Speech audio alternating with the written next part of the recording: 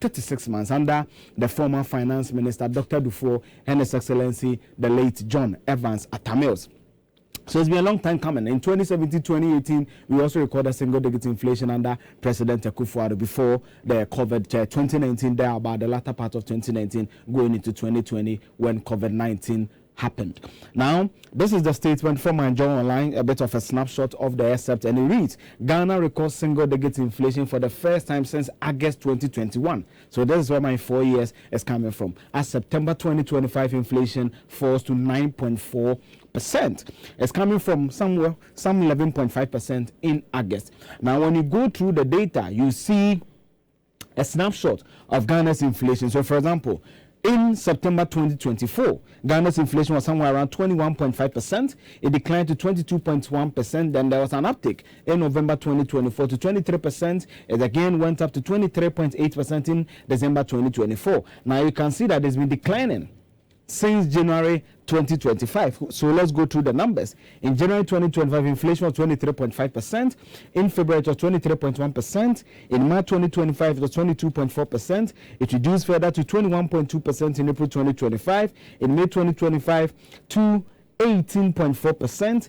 In June 2025, to 13.7%. July 2025, to 12.1%, then August 2025 to 11.5%, then September 2025, currently 9.4%. The first time recording a single-digit inflation in 4. Now, someone who asks, between April and May, what happened? There was a bit of a sharp decline, and also between May and June, that is where the currency, we're hovering around 14. We almost came to about 10 Ghana cedis to $1. So that is accounting for the inflation that we saw there around that period. And as I've always said on radio, there's a direct correlation between how your currency is performing and also your inflation.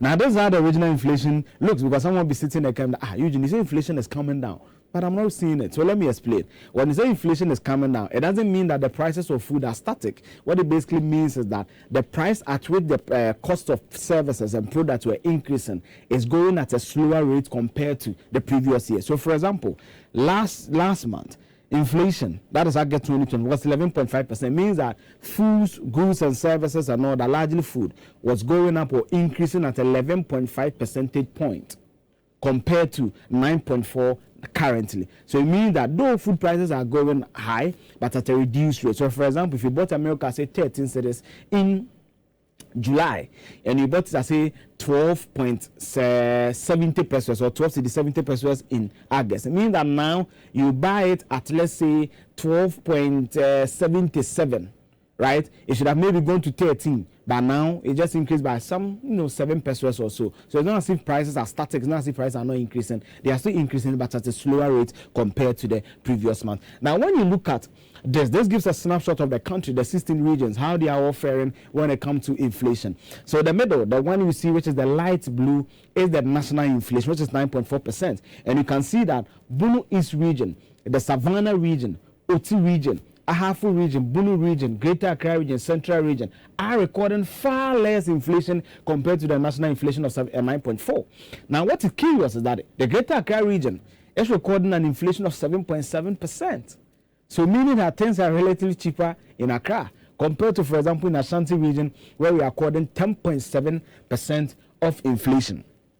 So that is a bit of curiosity in there. Now, I listened to the boss of the Ghana Statistical Service, and he explains this to mean that it's because of the non-homogeneous nature of the regions. All the 16 regions do not have the same demography. They do not have the same population size, and therefore that absence of homogeneousness is accounting for how the inflation is reflecting across the 16 regions when you look at this snapshot.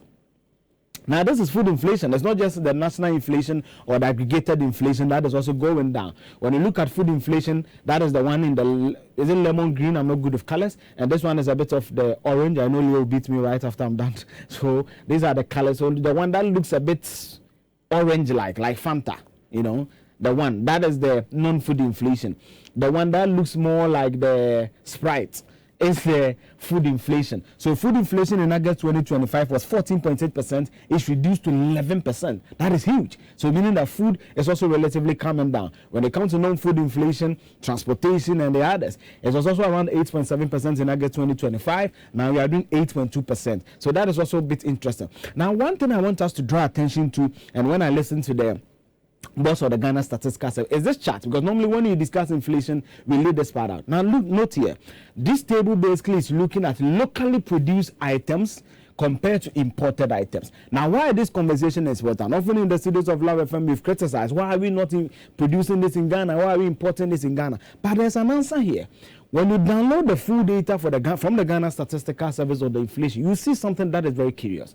This column is talking about locally produced items, and they are comparing the inflation of these locally produced items compared to the items we import into the country. Now, what is the data? When you go through, as of September 2025, the inflation for, as I said, locally produced items is 10.1%. Meanwhile, the inflation for imported items, and I know Leo will be curious about this, is 7.4%. So meaning that it is cheaper to bring in goods into the country than to produce. Again, I listened to the Ghana Statistical Service was, and this explanation is that it's because of the best, or it's because of the good performance of the currency that people feel that it is easier, it is convenient, it is cheaper to go to China, to go to Thailand, to whatever, and bring in goods than to produce here. Again, we also need to have a conversation about the electricity, the kilowatt percent and all that. So beyond we recorded a 9.4 single-digit inflation, a record inflation in 4 years, we need to look at some of these numbers. Why are locally produced goods extremely expensive compared to imported goods? We need to look at that, because the more you import into your country, the more you are not creating jobs for your team in you. Now, someone will be home and will be asking, why is inflation important to me? Let me give you this. If you remember, the IMF in April 2025 predicted inflation, or Ghana's inflation, to end by 2025, some 17.5%. This, if you are recording 9.4%, which is almost half of that, it gives investor confidence. Someone will look at Ghana and say that the economic stability is in there. Let me come into the country, let me bring in my money, let me set up businesses for others to do. Again, the Bank of Ghana is in known target some 12% to end the year of inflation. We are doing 9.4%. So again, the investor confidence is there. As I said, to the youth ordinary Ghana, it means that prices are relatively stable. You can plan and all that. Again, the policy rate to those who are into businesses and loans. Remember, at a point, Ghana was having about the third highest, monetary policy across the sub-region, some 29%. The Bank of Ghana on the 1st of October cut the monetary policy from 25%, what you call the interest rate, the monetary policy, from 25% to 21.5%. So meaning that when inflation is good, it's also reflecting how much the bank give you a loan, or the cost of loan. So head out to previously, before 1st October, you would have gotten, say, for example, 25% when you are going for a loan at the bank. Today, it's 21.5%. So this is good news. We just hope the Bank of Ghana maintains it. We just hope that it's reflecting the lives of the people and traders. Let us all enjoy the reduction in the inflation. My name is Eugene Osei-Tutu. Thank you for watching this episode of The Breakdown. We come your way on Wednesday with more exciting conversations on the radio.